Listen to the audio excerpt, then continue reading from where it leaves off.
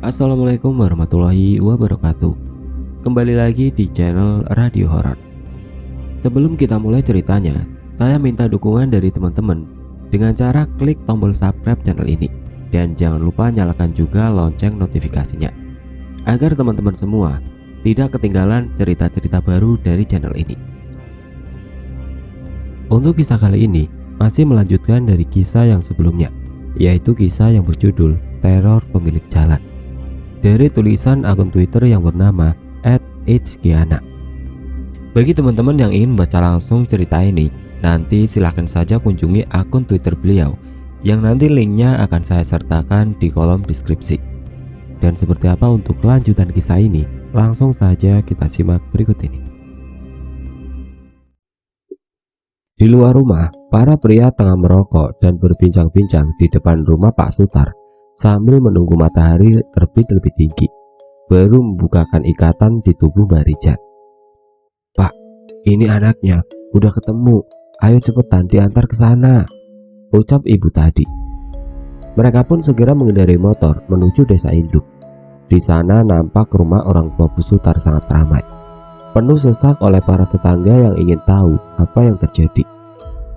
"Bu, ini Nak Chandranya udah ketemu." Bu Sutar yang baru saja selesai sholat segera berlari keluar rumah, melewati banyak orang yang sedari tadi berkerumun di rumahnya. "Alhamdulillah," ucap serentak para warga. Bu Sutar menangis haru sejadi-jadinya. "Udah Nak, cepet dibawa masuk, disusuin. Kasihan, dia pasti haus sekali," ujar seorang warga. "Makasih banyak ya Pak, Bu," ucap Bu Sutar pada mereka berdua yang mengantarkan putra bungsunya. Kedua orang itu hanya membalas dengan senyuman lega di wajah mereka.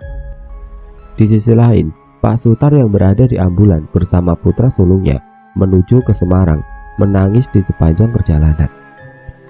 Dua orang tetangga yang membantunya sedari tadi hanya bisa diam menatap Pak Sutar. Mereka tidak tahu apa yang harus dilakukan untuk menenangkan orang yang sedang kalut. Terdengar bunyi telepon genggam dari saku Pak Sutar. Pada zaman itu, telepon genggam adalah barang yang tidak semua orang bisa memilikinya. Pastilah orang kaya saja yang mampu membelinya. "Halo," ucap Pak Sutar. Entah apa yang didengarnya di telepon, wajahnya berubah menjadi merah padam, lalu segera mematikan panggilan itu.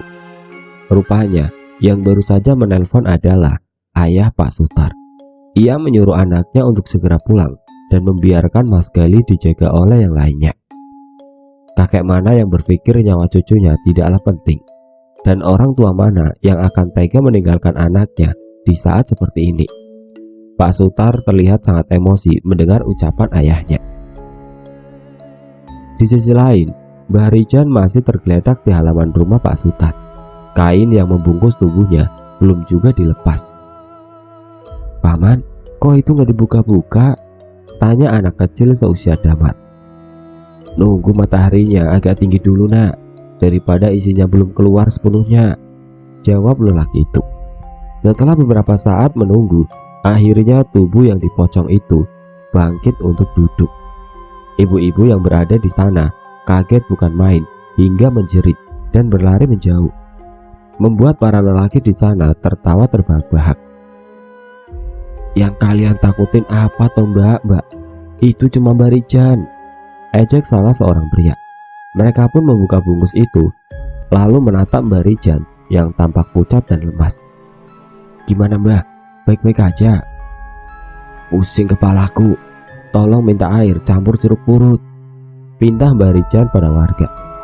Seseorang yang merasa mempunyai pohon jeruk nipis pun segera berlari ke rumahnya untuk mengambil buah jeruk itu. Lalu diberikanlah air jeruk itu kepada Mbak Rijan. Saat meminumnya, ia nampak sangat kesakitan hingga hampir merontak. Entah apa yang dirasakannya. Mungkin itu terasa pedih karena tubuhnya baru saja kerasukan. Siang itu, para warga yang tadinya berkumpul di rumah orang tua Bu Sutar tampak sudah kembali ke rumahnya masing-masing. Terlihat mobil sedan tua terparkir di halaman depan rumah itu, dan datanglah pemuda ke sana. Sebut saja namanya Adi. "Assalamualaikum, kula nuwun," ucap Kang Adi sembari mengetuk pintu rumah. Waalaikumsalam. Sini nak, duduk dulu. Ibunda Bu Sutar mempersilahkan tamunya untuk duduk. Gimana Bu? Ada apa? Kok saya dicariin Bapak? Tanya Kang Adi. Minta tolong, Mbak Retno, kamu antar ke Semarang ya nak. Tanpa saya ceritain juga, pasti kamu udah dengar, jelasnya. Kang Adi hanya mengangguk pelan, kemudian mengalihkan pandangan pada Bu Sutar. Ya, perempuan yang ia kenal dengan sebutan Mbak Retno itu tengah duduk bersimpuh di lantai sambil menggendong putranya. Entah tatapan kosong dari mana, itu sedang membayangkan apa. Ini kuncinya bawa dulu, sekarang pulanglah, ambil keperluanmu. Habis itu, datang lagi ke sini, terus kita berangkat. Perintah wanita tua yang Kang Adi anggap seperti ibunya sendiri. Iya Bu, mari, tutupnya. Selesai mengemasi barang bawaannya itu, Kang Adi segera menuju rumah tetangganya tadi. Terlihat Bu Sutar menunggu kedatangannya. Di, berangkatlah, hati-hati ya nak, tolong jaga mbakmu, ucap ayah Bu Sutar yang menggendong Damar. Bocah itu tampak sangat lengket dengan eyang kakunya. Iya Pak, saya berangkat dulu ya, jawabnya sambil meraih tas di tangan Bu Sutar, lalu memasukkannya ke mobil. Silakan Mbak. Mobil terlihat semakin menjauh. Damar sama sekali tidak menangisi kepergian ibunya itu. Yang sabar ya Mbak, insya Allah Galuh bisa sehat lagi, kata Adi pada Bu Sutar. Iya, didoakan ya, balas Bu Sutar. Berjam-jam perjalanan mereka lalui tanpa obrolan sedikit pun. Beberapa kali terlihat Bu Sutar menyusui Chandra hingga Kang Adi harus menjaga pandangannya. Tak bisa dipungkiri, ia masih memikirkan wanita beranak 3 itu, Mbak Retno yang hanya selisih 2 tahun lebih tua darinya. Masih teringat jelas masa kecil saat mereka bermain bersama-sama di desa dengan anak-anak lainnya. Bagi Adi, Mbak Retno adalah sosok wanita idaman yang ingin dipinangnya saat sudah besar nanti. Namun apa daya, di usia 14 tahun, Retno dipinang oleh Sutar, pemuda dari desa sebelah yang kaya raya, pekerjaannya pun mapan. Ia hanya bisa mengamati Retno dari kejauhan, hingga tidak terasa sudah 16 tahun usia pernikahan wanita itu. Adi masih saja belum mendapatkan sosok pengganti Mbak Retno di hatinya. Setibanya di rumah sakit Semarang, mereka segera mencari kamar yang Galuh tempati. Galuh mana? Tanya Bu Sutar dengan nada dan ekspresi datar pada suaminya yang berada di luar ruang ICU.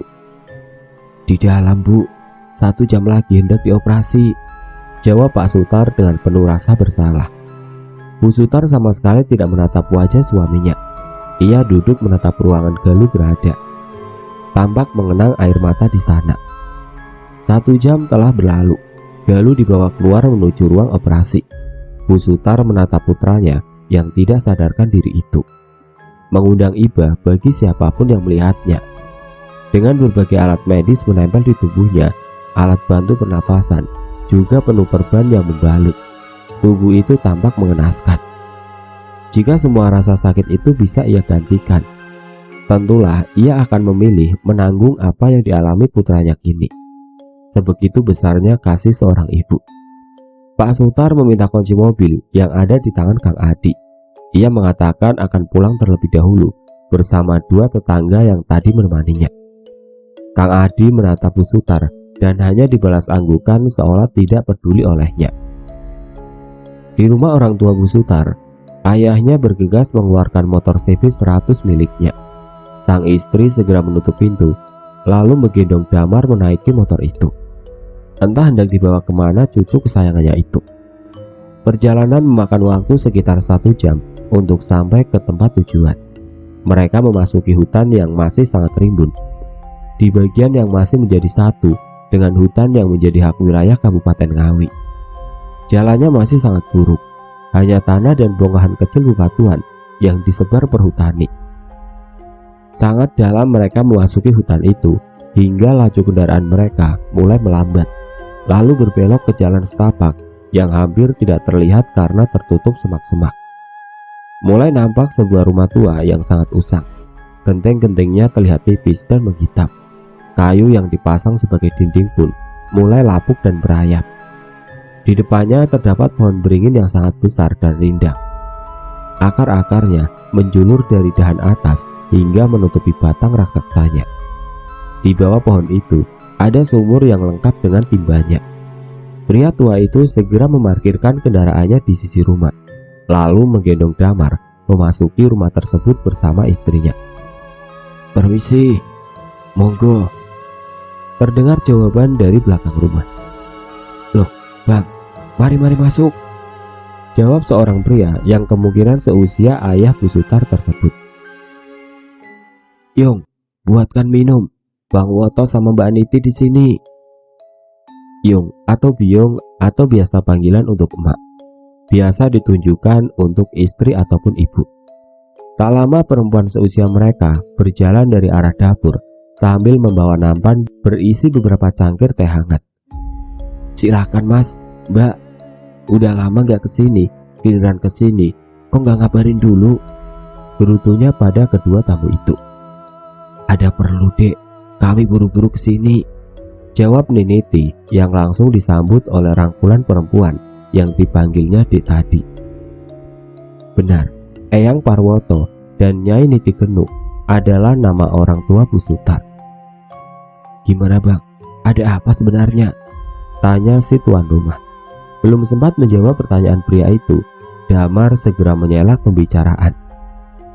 "Eyang Wiro, Damar boleh main sama kelincinya enggak?" Para orang tua tersebut tersenyum bersamaan mendengar pernyataan Damar. "Ya boleh dong nak, anak tampan," jawab istri Eyang Wiro dengan senyum lebarnya. Damar segera bermain keluar rumah menuju kandang kelinci bersama teman-teman lamanya. Teman-teman lama, ya, Damar mempunyai banyak teman di sana. Mereka tidak jahat. Anak-anak itu adalah penghuni pohon beringin besar tadi. "Gini Dek, ada masalah dengan Retno. Aku nggak tahu penyebab sebenarnya apa sampai semua bisa seperti ini," jawab Eyang Parwoto. Eyang Prawiro adalah pemilik rumah itu bersama istrinya Nisastri. Ia adalah sepupu laki-laki dari Eyang Parwoto. "Coba ceritakan semuanya Bang," pinta Eyang Wiro. Eyang Woto pun menceritakan semua kepada adik sepupunya itu. Terlihat Nyai Niti menangis mengingat keadaan rumah tangga putrinya itu. Nisastri yang merasa turut berduka pun tidak terasa meneteskan air mata di wajahnya.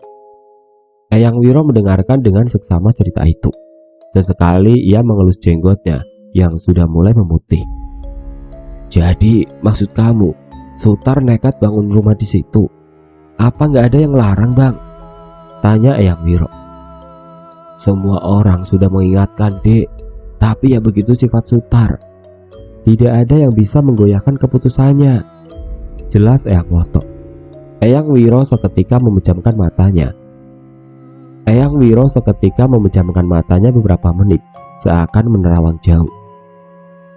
"Menantumu itu ada yang maksa. Dia udah tahu tanah apa yang dia tempati, tapi alasan dia hingga mau dipaksa, aku belum tahu Bang." Ia menghela nafas panjang. "Galuh sengaja ditumbalkan Kunto Laknat itu biar ilmunya lebih tinggi, hartanya makin banyak. Makanya Sutar disuruh buat rumah di sana.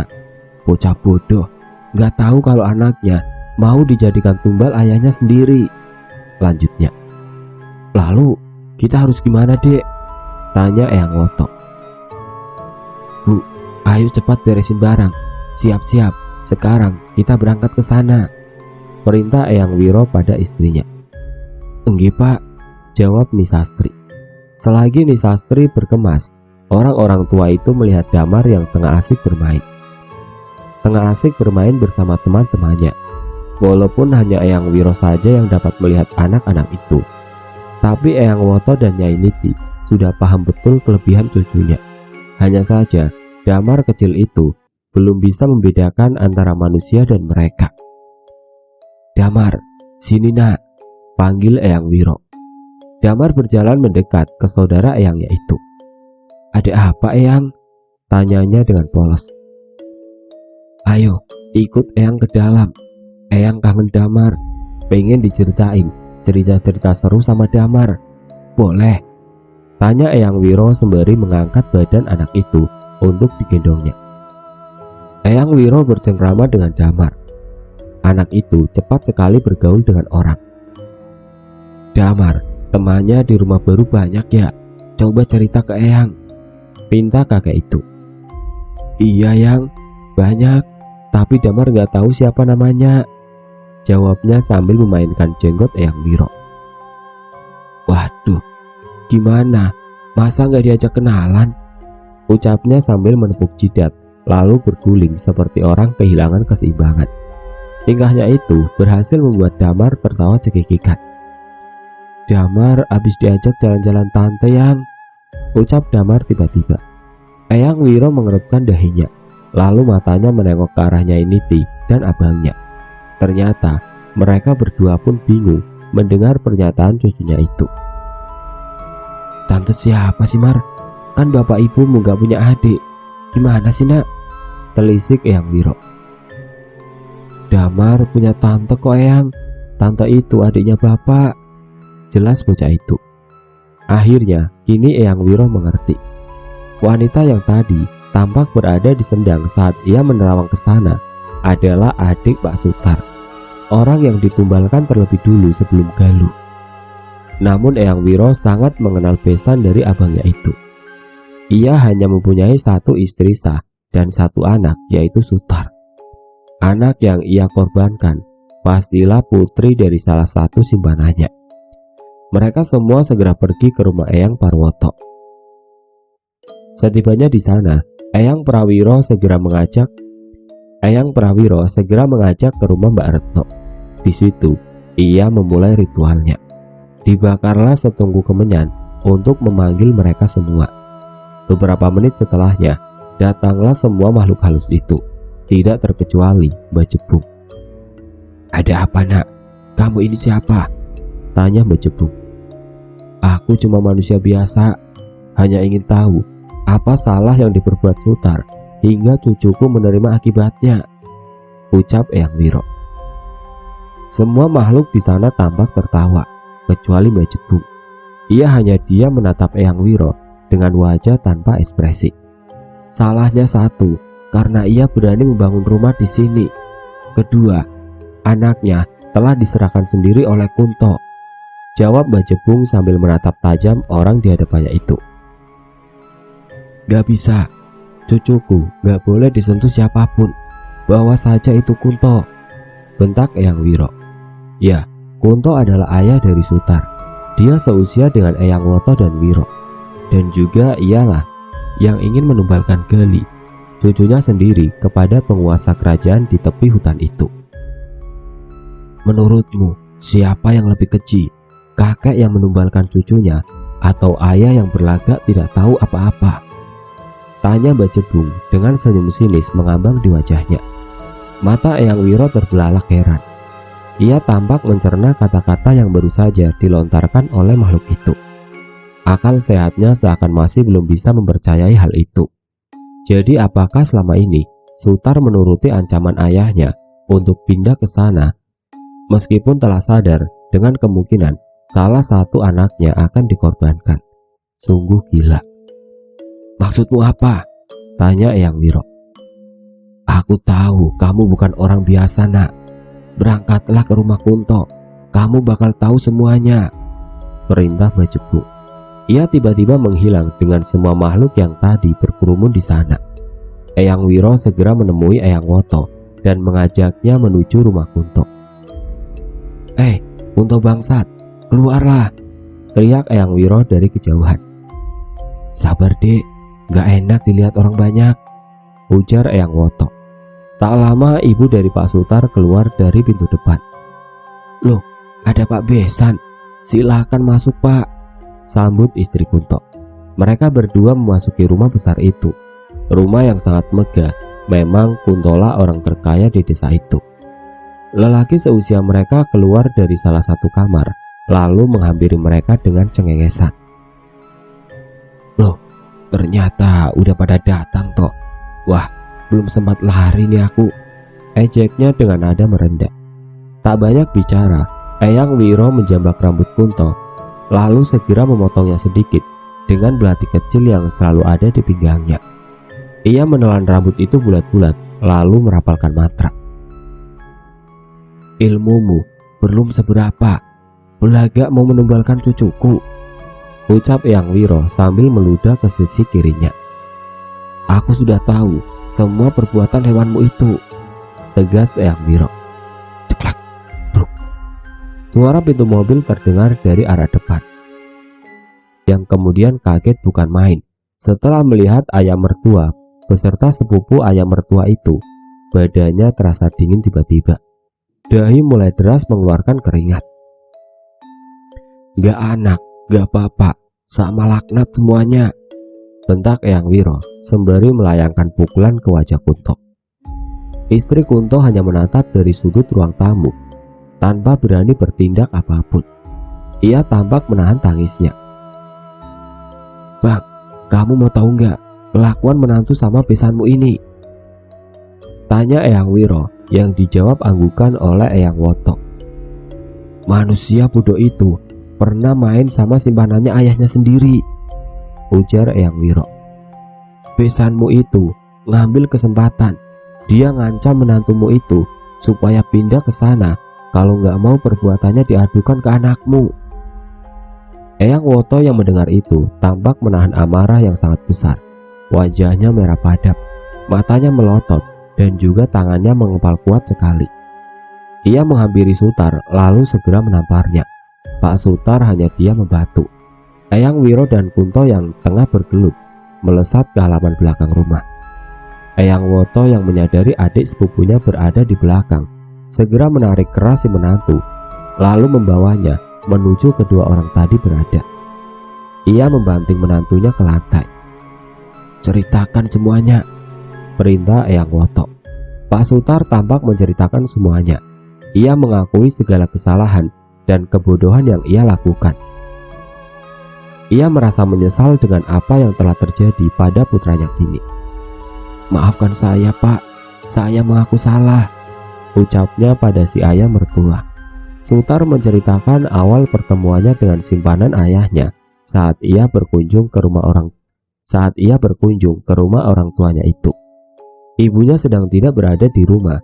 Dari arah kamar, ia mendengar suara desahan perempuan. Ia sudah tidak kaget lagi dengan kebiasaan ayahnya itu. Tapi ada yang berbeda kali ini.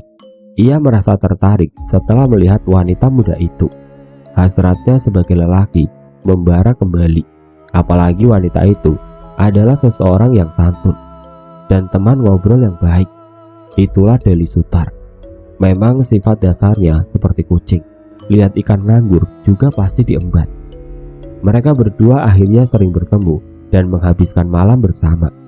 Mbak Retno sama sekali tidak curiga karena memang suaminya itu sering berpergian keluar kota berhari-hari. Kunto yang mengetahui hal itu segera memanfaatkannya. Ia memberi perintah pada Sutar agar membangun rumah di tanah jalan raya kerajaan gaib itu dengan tujuan mendatangkan tumbal seserahannya tanpa harus repot-repot mencari alasan untuk membawa Galuh ke sana. Ia mengancam akan mengadukan perbuatan Sutar ke Retno bila Sutar menolak perintah ayahnya itu. Bodoh, sangat bodoh. Meskipun ia tahu bahwa kemungkinan ayahnya akan menumbalkan salah seorang putranya, ia tidak bisa bertindak apapun hingga semua ini terjadi. Selang beberapa lama, Kunto akhirnya dikalahkan oleh Eyang Wiro. Dicabutlah semua ilmu milik Kunto, meskipun perjanjiannya dengan iblis tidak bisa diputus. Akhirnya ia hidup dengan raga yang kosong, seperti seonggok mayat yang hanya punya detak jantung. Tiba-tiba datang sosok tua yang tadi ditemui oleh Eyang Wiro. Ya, itu Mbah Jebung. Namun ia tidak sendirian. Ia ditemani oleh sosok perempuan bertubuh ular dengan lidahnya yang menjulur panjang. Entah apa nama yang cocok untuk siluman itu.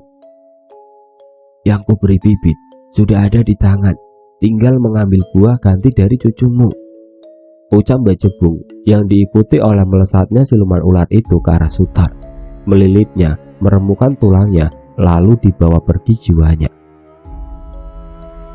Eyang Wiro tidak bisa berbuat apa-apa untuk menolong Sutar, karena ia sendiri yang tadi berunding dengan Mbak Jebung, lalu mengambil pilihan untuk menukar Galuh dengan jiwa Sutar. Meskipun hatinya tidak kuasa, namun apa boleh buat. Eyang Woto dan istri Kunto yang di matanya yang hanya menyaksikan teriak kesakitan dari Sutar pun kebingungan. Mereka tidak tahu apa yang sebenarnya terjadi. Hingga Sutar terkapar lemas di tanah dengan tatapan matanya yang kosong. Di kota lain, Kang Adi dan Mbak Retno tengah menanti berjalannya operasi Galuh. "Di, udah tua gak nikah-nikah? Anakku aja udah segitu gede loh," ucap Retno yang tiba-tiba membuka obrolan. Adi menatap Ibah. Tergambar jelas ia membuka pembicaraan hanya karena tidak mau berlarut-larut dalam kesedihan. "Iya berapa mbak? Cuma selisih 2 tahun sama kamu," jawab Adi yang masih menatap wajah itu. "Lah kenapa gak nikah-nikah?" "Masih menunggu seseorang mbak," jelas Adi. Mbak Retno hanya diam. Adi pun tak lagi memandang Retno. Ia menundukkan wajahnya. Mbak Retno sebenarnya tidak tahu bahwa orang yang ditunggu Adi adalah dirinya. Namun ia memilih diam, tidak menjawab pertanyaan tadi, karena ia tidak mau membuat suasana menjadi lebih canggung.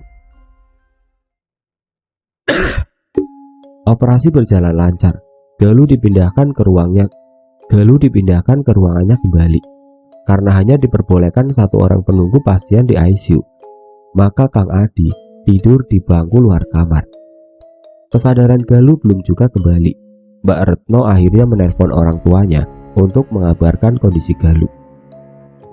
"Halo Bu," ucapnya pada seseorang di telepon. "Retno nak, gimana keadaan Galuh?" tanya Nyai Niti Genuk. "Alhamdulillah, operasinya lancar Bu," ucap Retno. "Alhamdulillah, maaf ya nak, ibu belum bisa nyusul.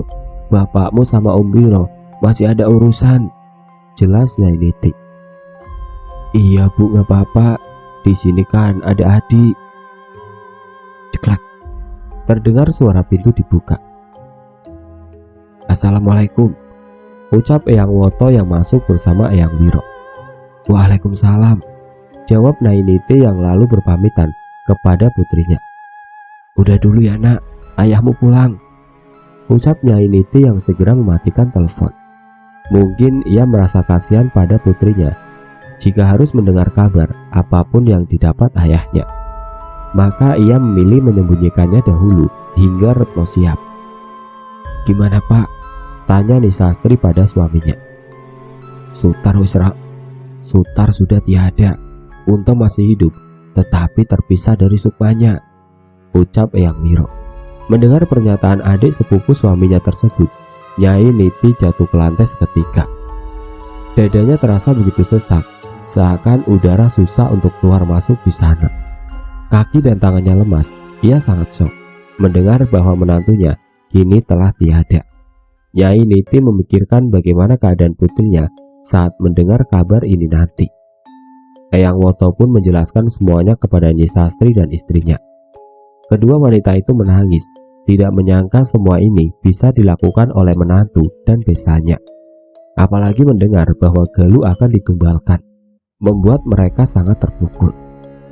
"Sukma Galuh sudah dilepas bang, mbak, tapi karena tubuhnya berada jauh, dia bingung caranya kembali gimana," ucap Eyang Wiro. "Ini gak bisa dibiarin gini aja, harus ada yang nuntun Galuh," timbalnya lagi. Akhirnya Eyang Wiro memanggil beberapa teman seperguruannya dulu. Mereka mencoba mencari Sukma Galuh di sekitar rumah Sutar dan Retno. Entah ritual apa yang mereka lakukan, dan akhirnya tubuh Galuh di rumah sakit mulai menampakkan perkembangan yang signifikan. Jari-jarinya mulai bergerak sebagai respon apabila ada suara orang di dekatnya yang mengajak bicara.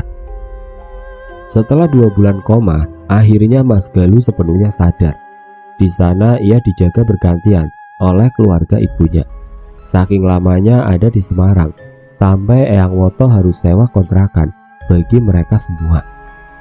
Chandra dan Damar gimana? Mereka pastinya belum tahu bahwa ayah mereka telah meninggal. Justru di sana mereka berdua sangat dekat dengan Kang Adi karena dia mengasuh mereka berdua selayaknya putranya sendiri. Mas Galuh dan Bu Sutar, mereka berdua juga baru tahu semua yang terjadi sepulang dari Semarang. Awalnya mungkin berat,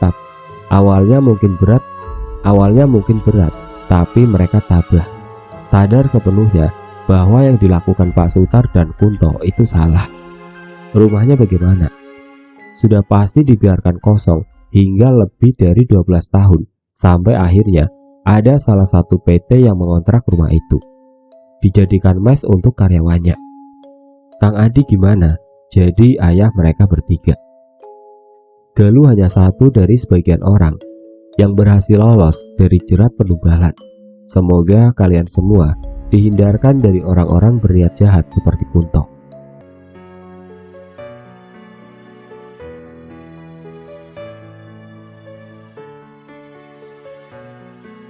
Oke teman-teman, seperti itulah akhir dari kisah ini. Bagaimana menurut kalian tentang kisah ini? Tulis komentar kalian di kolom komentar. Dan bagi teman-teman yang baru bergabung, jangan lupa untuk like, komen, share, serta subscribe channel ini. Dan nantikan kisah-kisah horor berikutnya tetap di channel Radio Horor. Wassalamualaikum warahmatullahi wabarakatuh.